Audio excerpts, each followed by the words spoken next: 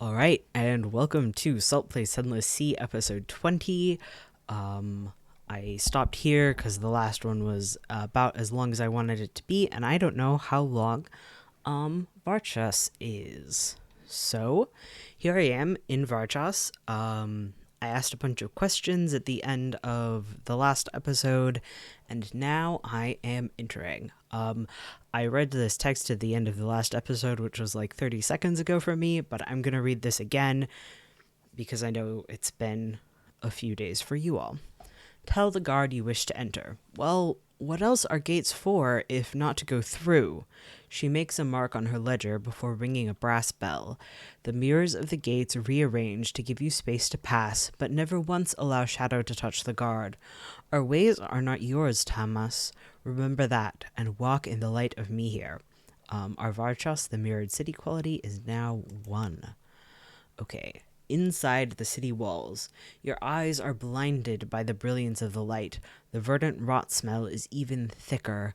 The heat of so much flame and reflected light presses oppressively against your skin. Your head pounds. It is a few minutes before your eyes adjust, and you can look around.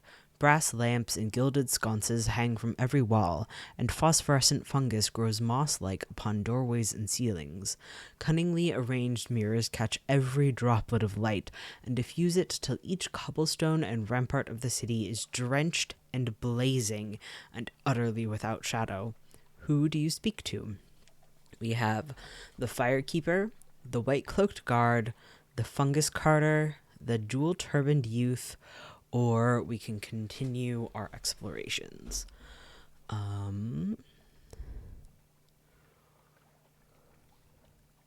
So these two are something awaits you. I think I want to talk to the fungus carter. Her cart is piled high with fungal blooms and jars of algae painstakingly scraped from the surfaces of walls.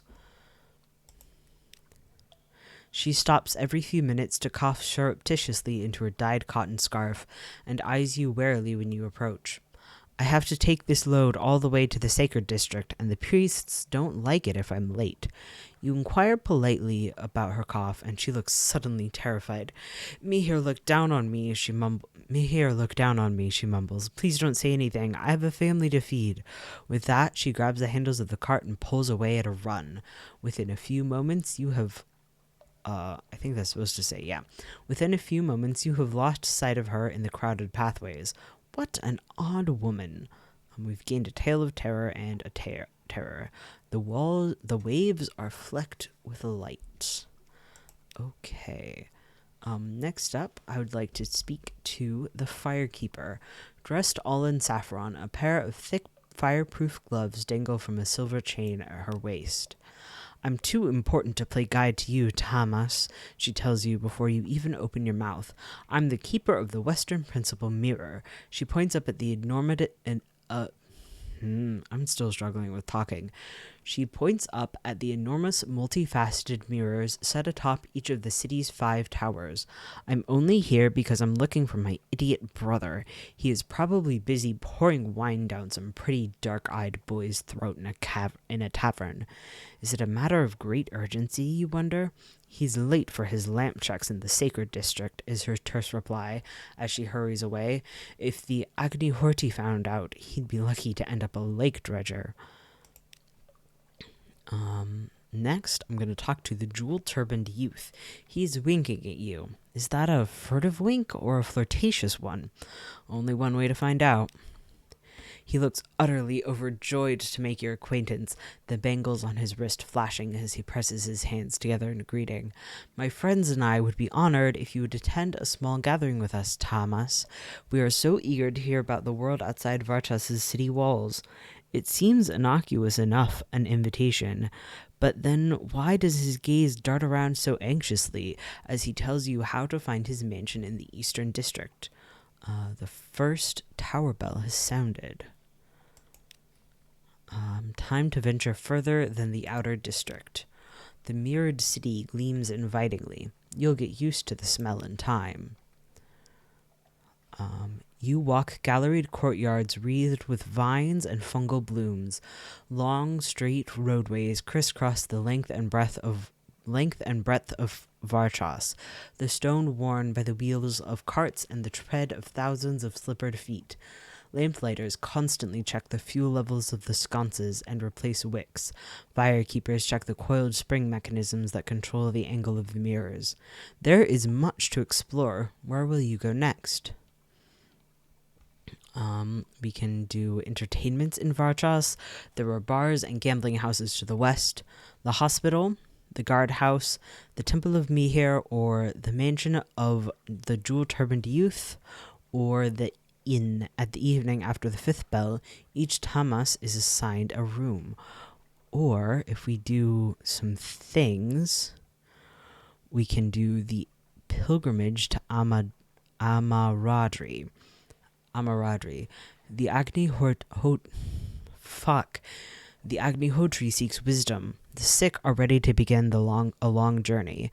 The young and the restless have made their plans. The swords of the guard have been renewed. The pilgrimage is ready to begin. Interesting. Okay. So if I need the jewel-turbaned youth's invitation, respect of the guard, and the dour-faced nurse's approval, I suspect that means that I need to go to the hospital. The hospital lies in the shadow of the southern tower. Are you feeling a little fevered? Do you hope to learn medical secrets? Or perhaps you just enjoy the moans and flushed faces of the sick and suffering?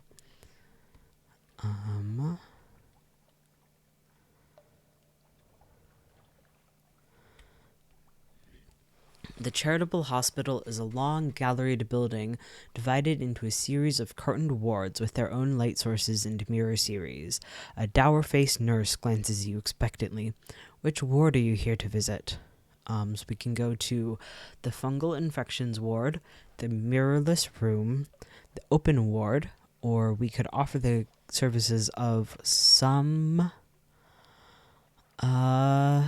things. Some characters, but we can't actually do that.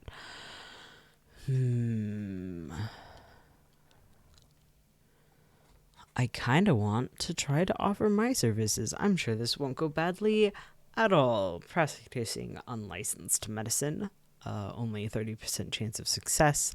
I'm either going to get in huge trouble or be fine. Let's find out. Nope. Apparently they do things very differently in Varchas, or maybe your anatomy is a little bit rusty. After you make a few fumbling attempts to put in a catheter, the dour-faced nurse declares you a menace and banishes you from the ward. That seems fair. I can try again. Let's fucking try again. There's no problems here. Let's try again. Nope. Okay. I'm gonna keep trying this all day. Why not?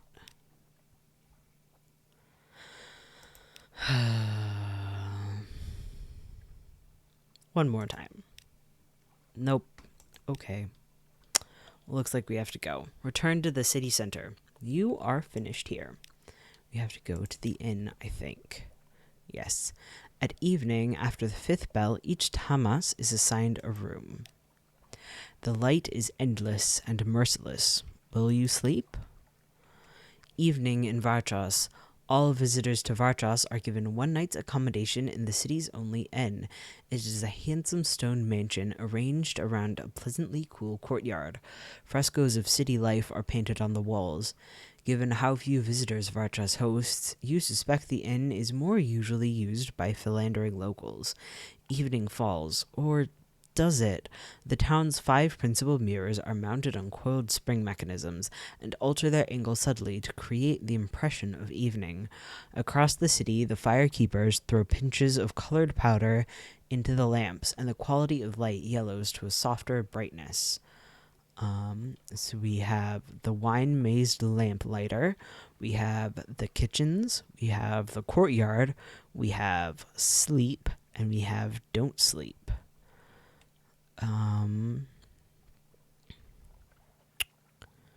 Let's try the wine-mazed lamplighter. He is dressed in saffron robes and is indeed pouring wine down the throat of a very attractive dark-eyed boy. You could tell him his sister is looking for him. He starts up in horror, spilling burgundy red wine everywhere.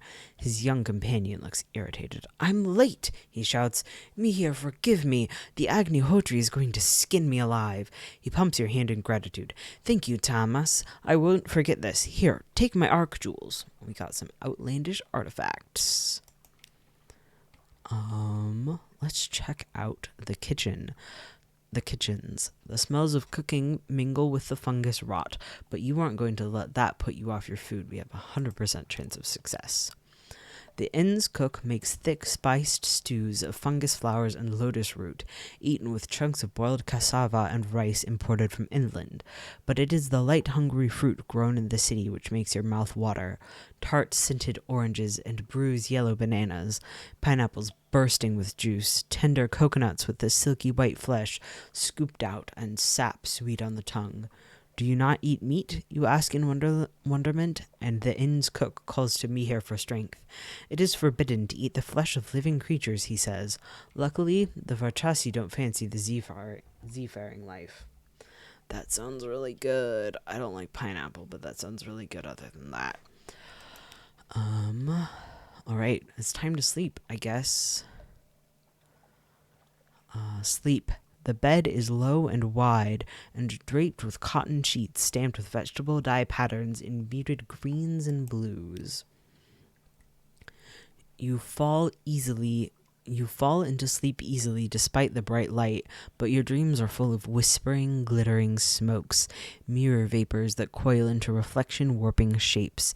You see your limbs bend, your skin slough, your eyes twist. You wake with your heart pounding. Your nostrils are full of the fungal rot smell of Varchas. Your body is as it always was, but somehow that is not as comforting as it should be. So we have Minis's Dream of Smoke, gain some terror, and your permitted time in Varchas is over. Time to go. Until next time.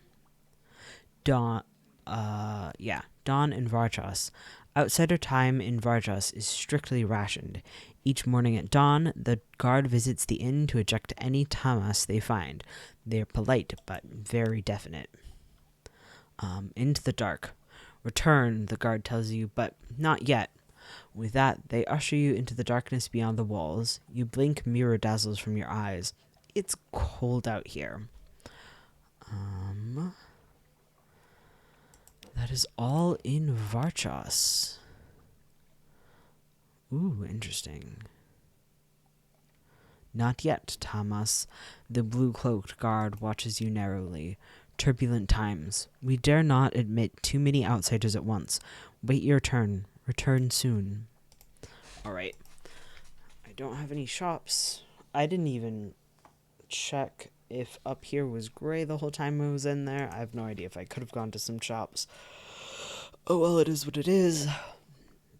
That took 13 minutes. I'm very glad that I stopped the last episode where I did. Okay, and I said, so theoretically I could go back over to this, which I think is King Eater Isle, but, I only have like 10 fuel, so I'm gonna head back home. Oh, I have 9 fuel. Even better. I'm gonna head back home as quickly as possible.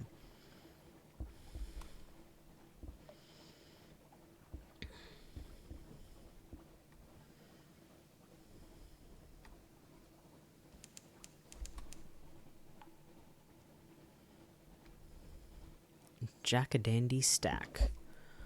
Oh, that's a big thing. What are you? A huge jellyfish. That's terrifying. I don't like this. I'm just trying to get up to the Isle of Cats. There is a lighthouse here, but it seems that I'm going the wrong sort of speed to end up in its beam.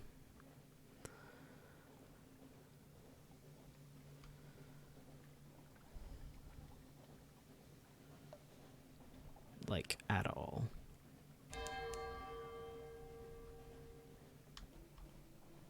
Okay.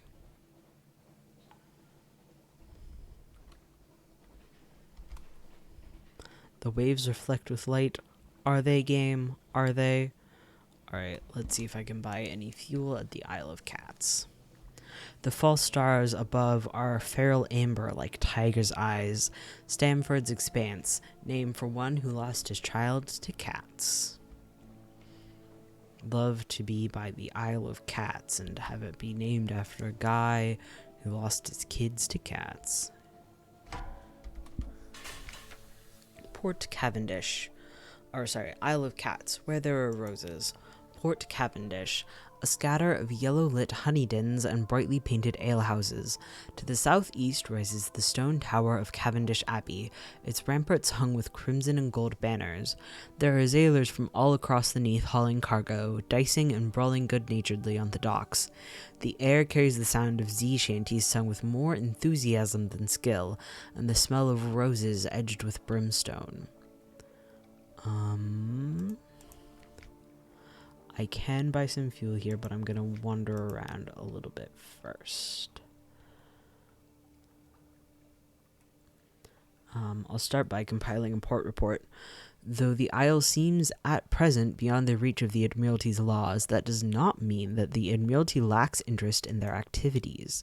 Roses and kings. You spend half a day observing the docks and note an astonishing number and variety of ships. Was that a connate trimaran nestled behind a vessel from the Iron Republic? The dockhens complain loudly that they have never been busier. The caddies talk ceaselessly and carelessly about smuggling and piracy, but even the most hardened sailors lower their voices when they mention the king. They go even quieter when they talk about the Rose Garden. You make careful notes. Perhaps the Admiralty will understand what they mean, even if you don't.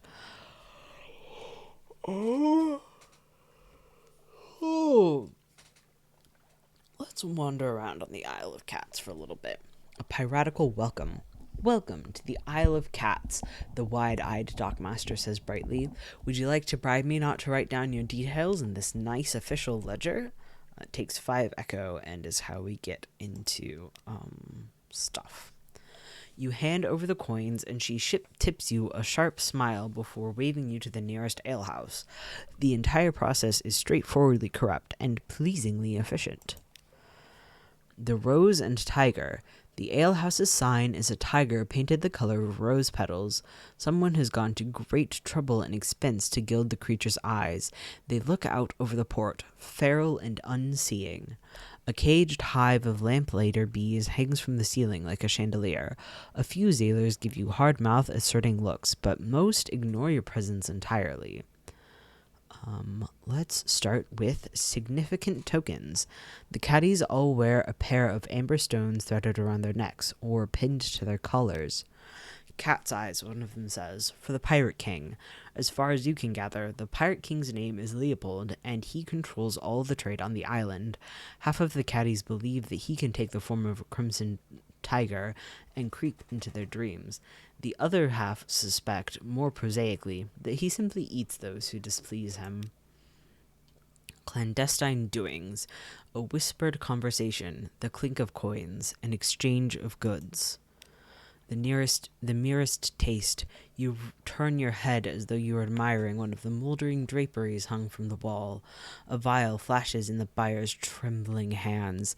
He uncorks it, pours a few drops of thick red liquid down his throat. The vial drops to the floor. When you look back up, he is gone. You blink and look around. Nobody else seems in the least perturbed that a man disappeared from their midst. You pick up the fallen vial and examine the traces left inside. Sticky honey gleaming with redness entirely unlike blood. Religious observances. Is that a crimson-veiled nun? But what sort of nun would be in a place like this? A mellifluous sister, of course, she responds, performing a complicated negotiation between veil, thick glove, and glass of mushroom wine. You ask what one of those is, and she snorts. I'm glaring at you beneath this bloomin' veil. You act appropriately cowed, and the mellifluous sister thaws a little. We are beekeepers and honey harvesters. The caddies owe their prosperity to us, and the Pirate King, too. She slurps the last of the mushroom wine behind her veil, and the barkeep glides over to refill her glass, eyes respectfully downcast. Leave the alehouse. There must be more to the Isle of Cats than drunken sots and Z stories. Make sure you've learned all you wish to before you leave this place. Sure have.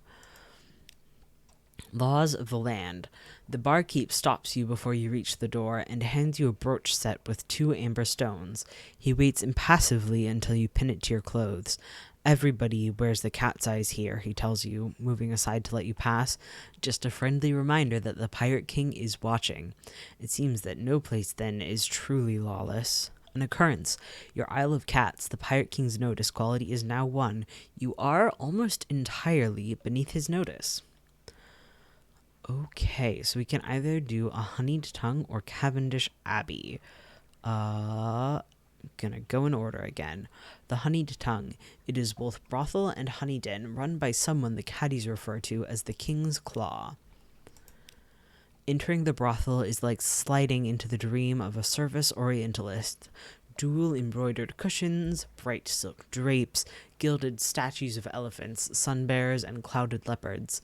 Silver censers release curling plumes of rose-scented smoke into the air.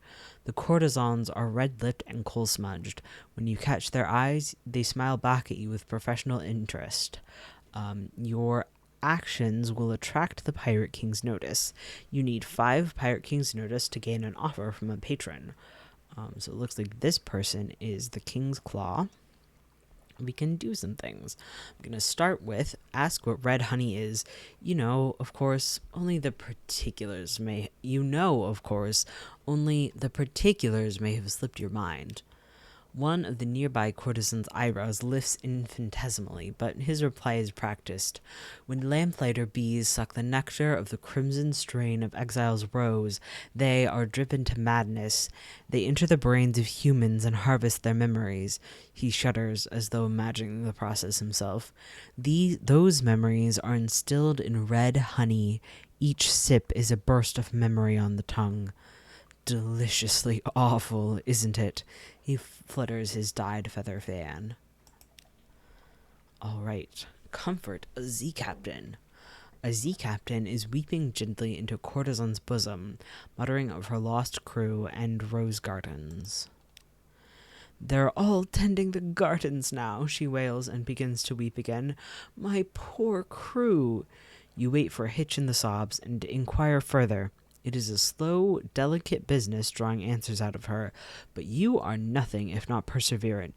It seems her crew is conscripted by the Lady of the Gardens, and that their duties are something far worse than horticulture. You leave her reciting the names of her lost sailors and commending them to Salt's mercy. We've gained some notice, more passing awareness than notice, really. And then let's swap tales with a honey smuggler. A few rousing Z stories should loosen his tongue about the mysterious Pirate King. You touch your cat's eye brooch, and the Z-captain chortles. The Pirate King is watching you. Indeed he is, though not many see him these days. The people you want to watch out for are the King's Claw and the Lady of the Gardens. The Claw makes sure everyone keeps in line on the island, and the Lady... well, she's the keeper of the cage gardens, where they extract, he seems to remember himself all of a sudden and blanches. Forget I said any of that, will you, citizen? We've gained more notice, new total 3, your antics intrigue. We lost 5 Z stories for that. Great. Let's go back and visit Cavendish Abbey. The crimson-clad mellifluous sisters patrol its ramparts and tend their hives of lamplighter bees. The mellifluous sisters make their home in the richly appointed stone tower of Cavendish Abbey. Their thick gloves and crimson mesh helmets are worn, less for modesty and more for practicality. They tend the hives of the lamplighter bees all across the isle, and make a religious observance of harvesting red honey for the Pirate King. So let's start by gossiping with a novice. She tells you earnestly, really use a lamentable relic. Best not to ask her what for. I want my lamentable relics. I don't think I'm going to do that. So instead, that takes 5 fuel. Okay, this is all too expensive. So I think I'm done here, but I am going to spend a bunch of money on fuel and supplies. Okay. I'm not gonna visit Visage. No, I will visit Visage, because, first I will fight this person who's probably the pirate. I will visit Visage because, that will give me, that's going in the right direction to,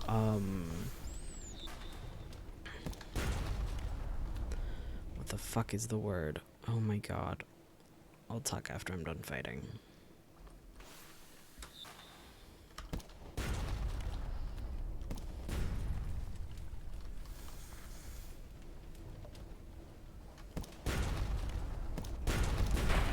There we go. You've defeated an Oculus class vessel. Okay, what I was saying is, I remembered I have a bunch of drowning pearls and I'd like to swing by the Khanate and use those. Let's pick up the pirate poet again. Rescue the pirate poet again as ever. Got 400 echo and fuel into supplies. Some sort of barrel. A firkin of honey. Cool. Having just learned what all of that is. Cool, great, love this.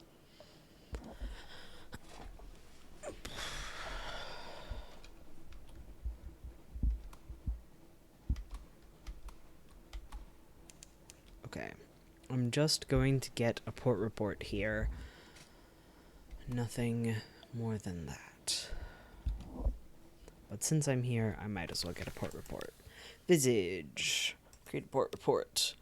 Going a little bit quick because I've been going long for the last few episodes and I'm a little bit scared of continuing to go long, you know? I have time goals for myself, and it's not like important that I meet those time goals, but I would like my videos to be certain lengths of time.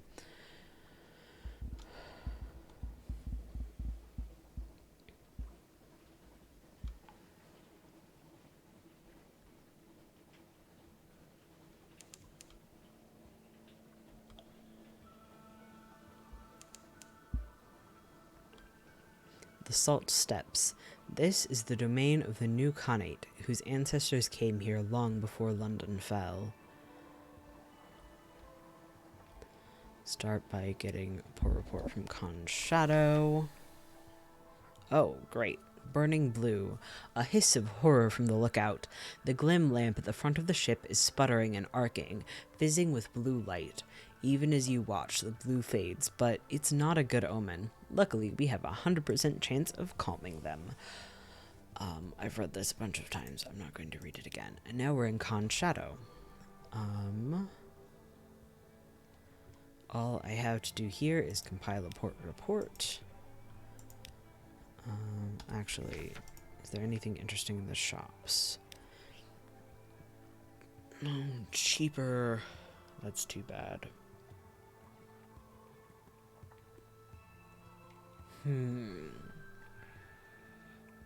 Do I want to increase the amount of terror that I have by a lot? Do I have aft? I don't have aft. It doesn't matter if I want to increase the amount of terror I have by a lot. There's no point. Up to... I'm gonna go to Khan's Glory and then back down to Khan's Heart, I think. Because Khan's Glory is where I go to get favors, and maybe... I'm not sure if I'll have enough favors to reduce suspicion, but I would like to. And that'll let my movements in Khan's Heart be easier.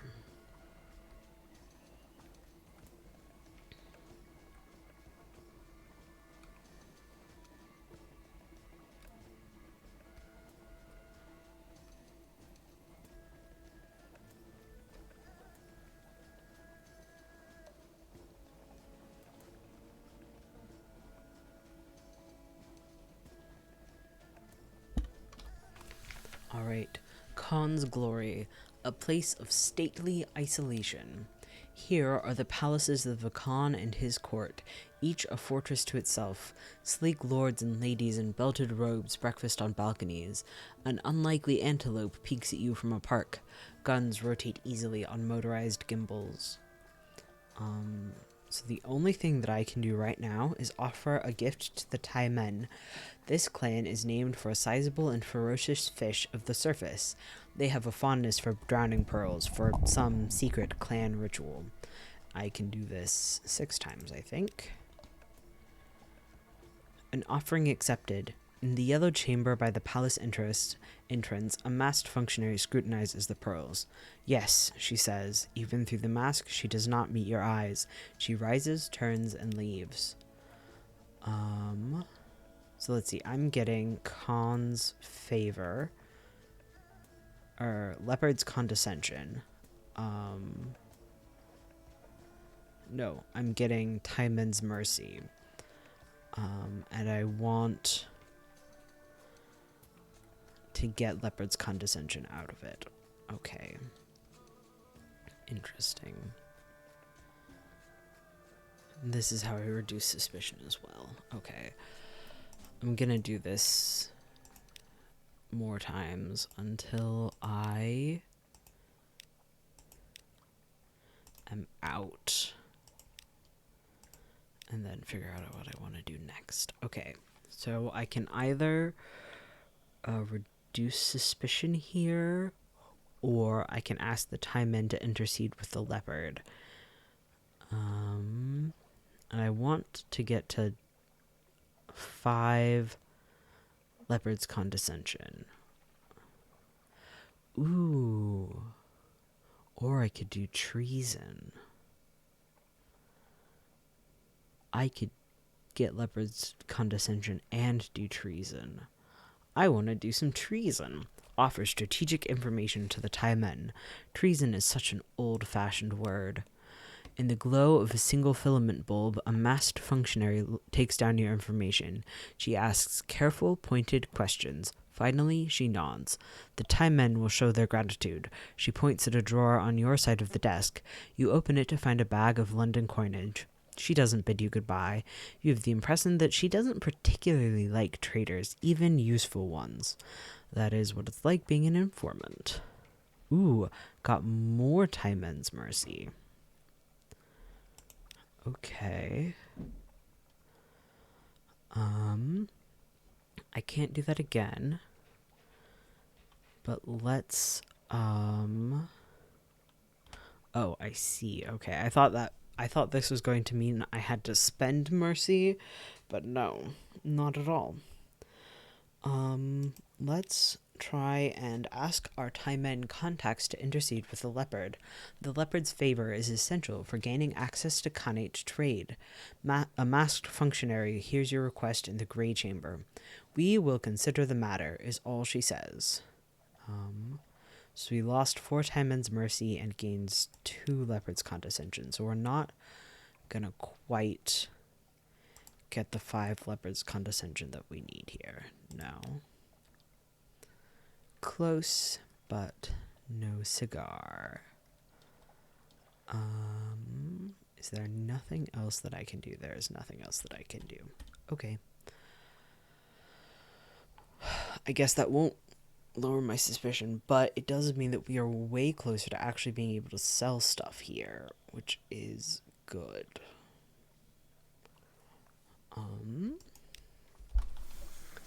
Let's go back south. Oh, ow. I've got, I'm very sunburnt. I went on a long kayaking trip this weekend a couple days ago, and I did not wear enough sunscreen, and I'm so sunburnt, and my shoulders hurt so much. They are actively deciding that now is time to hurt more, because why wouldn't it be? Khan's heart. Oh, we got restless nights. In the watches of the night, you pad softly past the hatch to the crew quarters. A man cries out softly in his sleep, desperately. Another. I'm gonna see what ignoring them does, because I don't think I've ever done that before. Ooh, silence at the breakfast table. The crew is subdued as they take their meals, but all is quiet in the next watch. We've lost one terror. Interesting.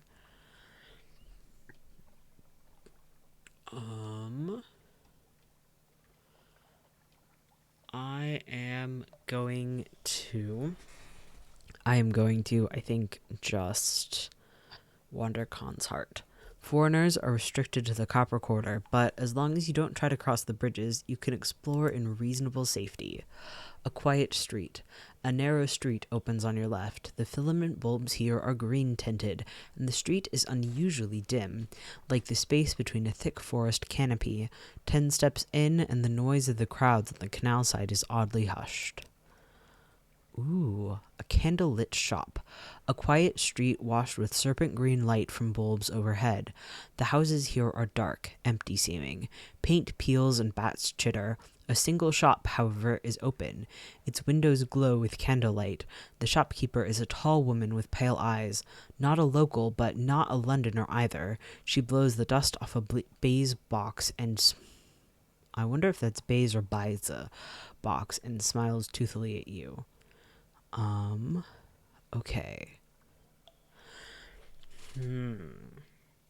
Okay, this is genuinely a difficult decision for me between Soothing Copper Long Box and Violent Ink, because I know I need Violent Ink for the guy in,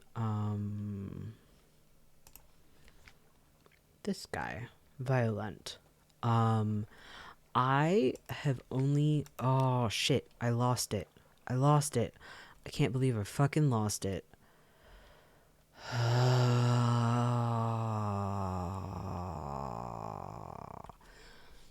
Damn it.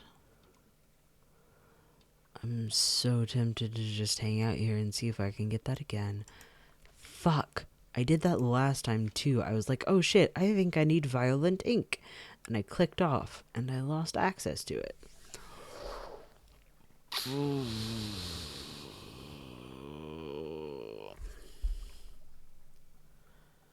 This video is already running long.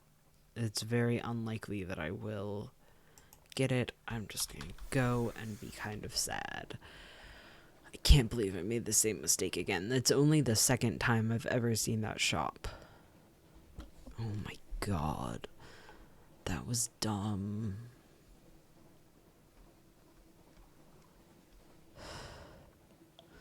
I was gonna be like, hey, look at this. It means that I need Violent Ink.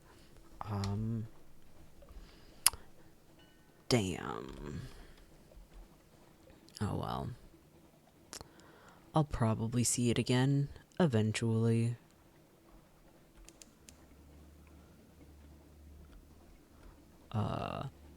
This Let's Play is keeping me playing this much more regularly than I ever have before, so... Oh, I went too far south. So I'll continue to have a lot of chances to see that, probably. Gator's Mourn. Step carefully.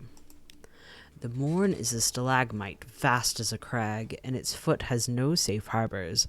The Corsair's citadel nestles halfway up. An intricate system of winches takes the strain, and your ship rises slowly from the Z. Her hull creaks in protest. Grizzled sailors groan and cling to stanchions. Higher, higher.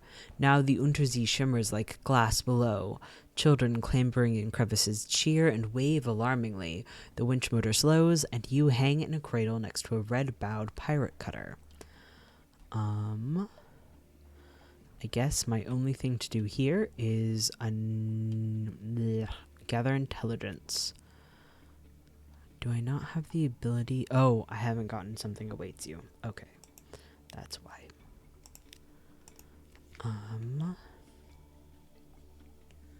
How much is this Firkin worth in London? 20 echoes. So I get a better price here. Cool. I still can't afford a concealed compartment. Or I could afford it. There's still no point in getting it. I really I would like to be a smuggler in this game, but I keep not living long enough to get a ship that actually has an aft compartment where buying a concealed compartment has a point, because you see I've just gestured with my hand, but you see it equips to aft. That's too bad. Okay. Let's head out.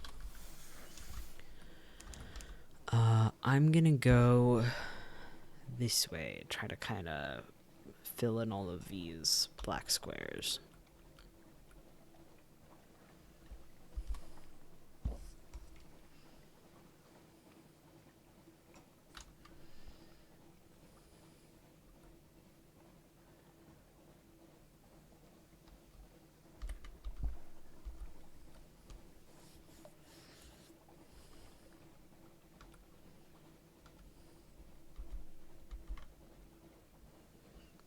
I can't believe I missed out on buying violent ink.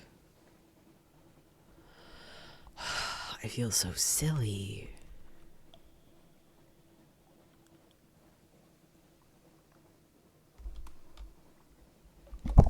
Is there a point? Like, I'm gonna get 50 terror anyways, and I'm just heading, like, straight back to London. I'm not even stopping by Demo Island or anything. I don't think there's a point in me keeping terror down, because it's just gonna get reset back to 50. With that right there.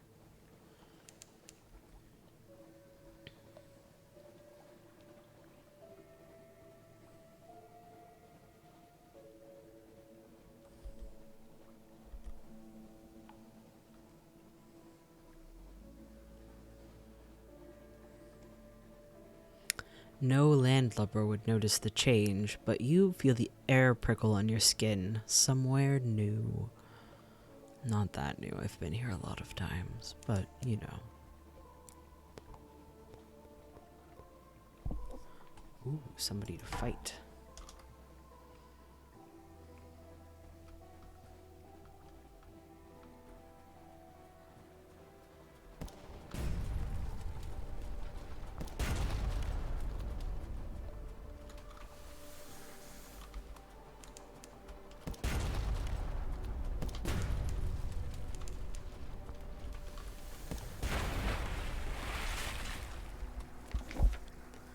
You've destroyed a pirate frigate. Loot and scuttle her. Supplies, fuel, and more fuel.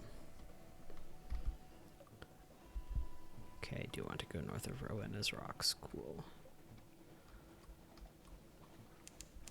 Rowena's Rocks? Rowena's Rocks? I don't know how you're supposed to say that. Almost home, though.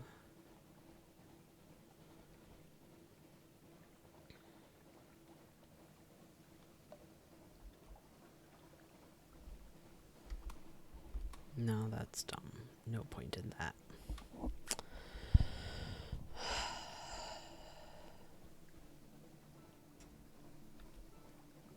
Glad I bought fuel back there.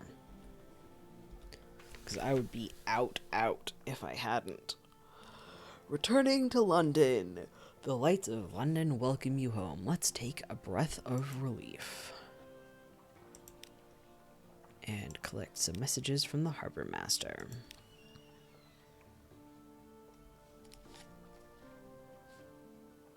I thought I just... Oh. It's just the door. Okay.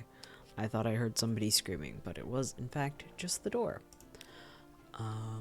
Let's submit some port reports. Not gonna read through all of these, just gonna do them really quickly.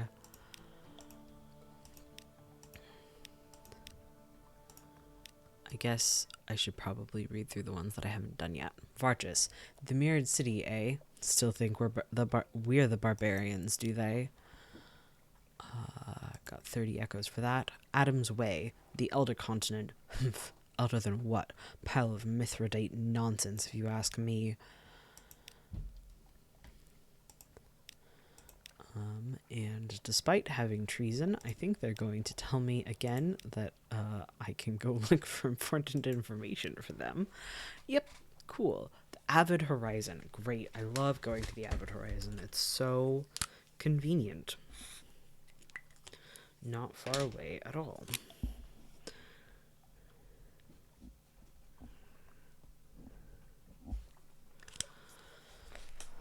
Okay.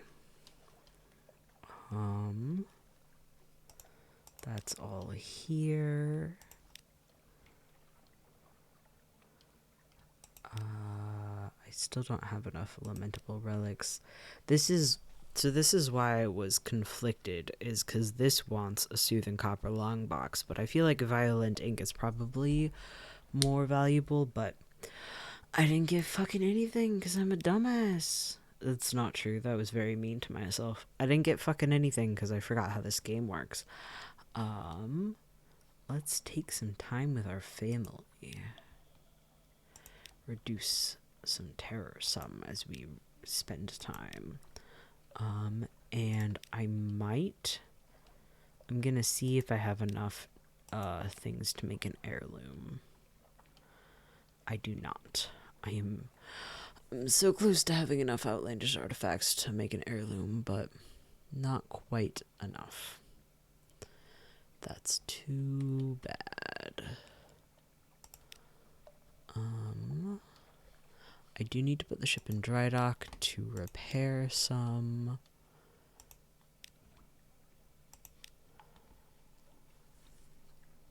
Let's see what all is in my hold. Just that. Okay.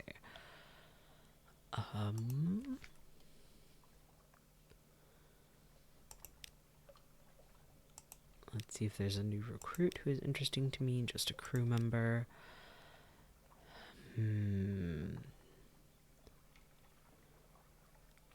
What is Judgment's egg? Huh.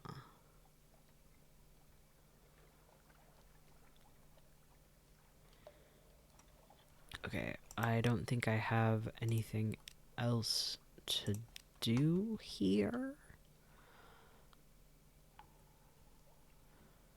Oh, I need 10 spaces of cargo for that. Well, I don't have that. Well, I suppose in that case, thank you for... I do have 17 of these. How much do I get out of these? Only 10. That's not enough to be worth it for now. Okay, for real this time. Thank you for watching this episode of Salt Plays Sunless Sea. I will see you later. Goodbye.